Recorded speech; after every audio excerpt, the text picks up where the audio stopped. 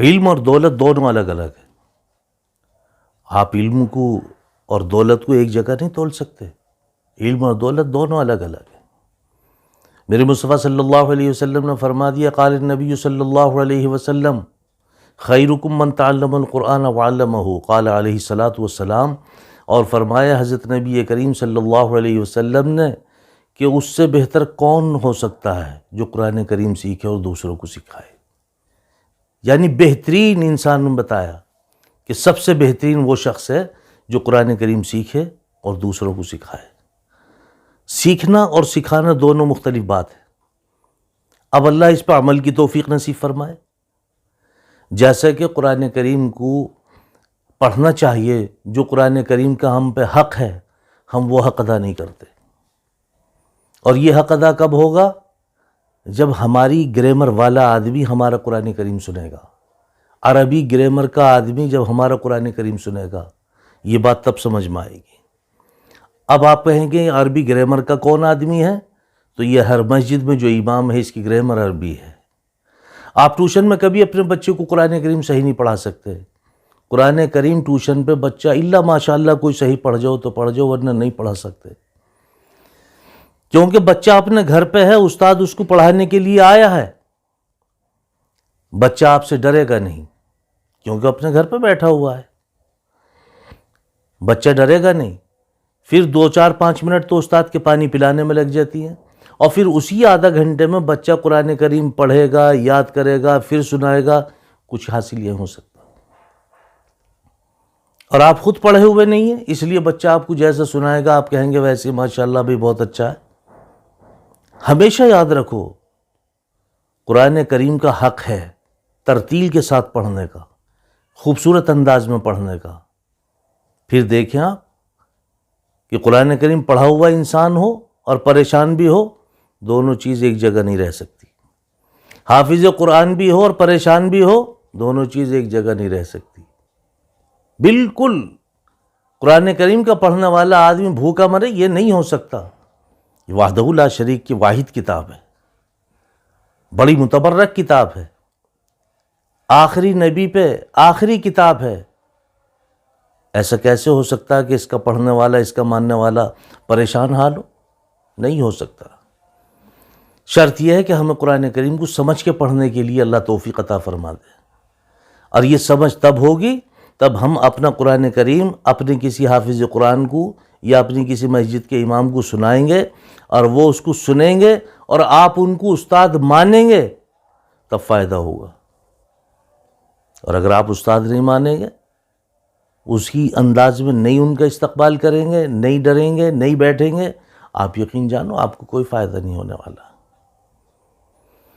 جو شخص علم کی تلاش میں نکلتا ہے، اللہ اکبر، جو شخص علم کی تلاش میں نکلتا ہے وہ اس وقت تک اللہ کے راستے میں رہتا ہے جب تک گھر واپس نہیں لوٹ آتا. مہینہ، 2 مہینے، سال، 10 سال اگر کہیں علم حاصل کر رہا ہے، وہ پتہ لگا بھی اس نے ناظرہ پڑھا، پھر حفظ کیا، پھر مولویت کی، افتاء کیا، پتہ لگا اس کے 8-10 سال اگر اس میں لگ چکے ہیں، وہ بچہ آپ کا اس وقت تک اللہ تعالیٰ کے راستے میں رہے گا. اگر آپ اپنے گھر سے جا رہے ہیں اپنے امام صاحب کو اپنی ایک آیت سنانے کے لیے، آپ یقین جانو اللہ کی قسم آپ بھی اللہ کے راستے میں ہیں. آپ نیت تو کریں، سوچے تو صحیح کم سے کم. علم اور دولت دونوں الگ الگ ہیں. دولت بانٹنے سے کم ہوتی ہے، علم جتنا بانٹو گے اتنا بڑھے گا، یہ اس کی خوبی ہے. دولت بانٹنے سے کم ہوتی ہے، علم جتنا بانٹو اتنا ہی بڑھے گا. اس کی فیض و برکات بالکل الگ ہے. ہمیشہ آپ یاد رکھیں دولت کی حفاظت آپ کرتے ہیں، دولت کی حفاظت آپ کو کرنی پڑتی ہے. ایک علم ہے جو آپ کی حفاظت کرتا ہے. آپ ایسے علم سے محروم ہیں، آپ حفاظت کے لیے نہ جانے کیا کیا تلاش کرتے پھرتے ہیں. نہیں، حفاظت کے لیے آپ کا علم کافی ہے. دولت کی آپ حفاظت کریں گے، علم آپ کی حفاظت کرے گا. اور مزید آپ یہ دیکھیں کہ جس کے پاس دولت ہوتی ہے نا، اس کے دشمن بہت ہوتے ہیں. جس کے پاس دولت ہوتی ہے اس کے دشمن بہت ہوتے ہیں. اور جس کے پاس علم ہوتا ہے آپ یقین جانو اس کے دوست بہت ہوتے ہیں۔ علم ایسی چیز ہے، علم ایک ایسی عطا کردہ اللہ کی عطا ہے کہ جس کے پاس علم ہے اس کے دوست بہت ہوتے ہیں، جس کے پاس دولت ہے اس کے دشمن بہت ہوتے ہیں۔ یہ علم کی خوبی ہے۔ اور اس کے علاوہ آپ دیکھیں کہ علم بانٹنے سے تو کم ہوتا ہی نہیں ہے، ایک دولت ہے جو بانٹنے سے کم ہو جاتی ہے۔ یہ دولت ہے جو بانٹنے سے کم ہوتی ہے۔ اچھا مزید آپ یہ دیکھیں کہ دولت چرائی جا سکتی ہے، دولت چرائی جا سکتی ہے، علم نہیں چرایا جا سکتا، علم نہیں چرایا جا سکتا۔ علم تو اللہ کی عطا کردہ ایک عطا ہے، بہت بڑی نعمت ہے۔ دولت چرائی جا سکتی ہے، علم نہیں چرایا جا سکتا۔ اور مزید آپ یہ دیکھیں کہ دولت یہیں رہ جاتی ہے، دولت یہیں رہ جاتی ہے، علم آپ کے ساتھ چلا جاتا ہے۔ دولت یہیں رہ جاتی ہے، علم آپ کے ساتھ چلا جاتا ہے۔ اس لیے میرے بھائیوں، بھلے ہی چاہے آپ کو ایک ٹائم کھانا بنانا پڑے، ایک ٹائم بھوکا رہنا پڑے، میری گزارش ہے آپ سے اپنے بچوں کو ضرور پڑھائیں۔ اگر آپ بچوں کا مستقبل روشن دیکھنا چاہتے ہیں تو آپ کو اپنے بچوں کو پڑھانا پڑے گا۔ زندگی میں دین ہے تو سب کچھ ہے، اور زندگی میں دین نہیں ہے تو کچھ بھی نہیں ہے۔ آج ہمیں حرام اور حلال کی پہچان نہیں ہے، اچھے برے کی تمیز نہیں ہے، اپنے پرائے کی پہچان نہیں ہے۔ آج ہمارے بچے، میرے مصطفیٰ صلی اللہ علیہ وسلم نے فرما دیا من تشبہ بقوم فہو منہم، یعنی جو انسان جیسی مشابہت اختیار کرے گا وہ انسان ویسے ہی لوگوں میں اٹھایا جائے گا۔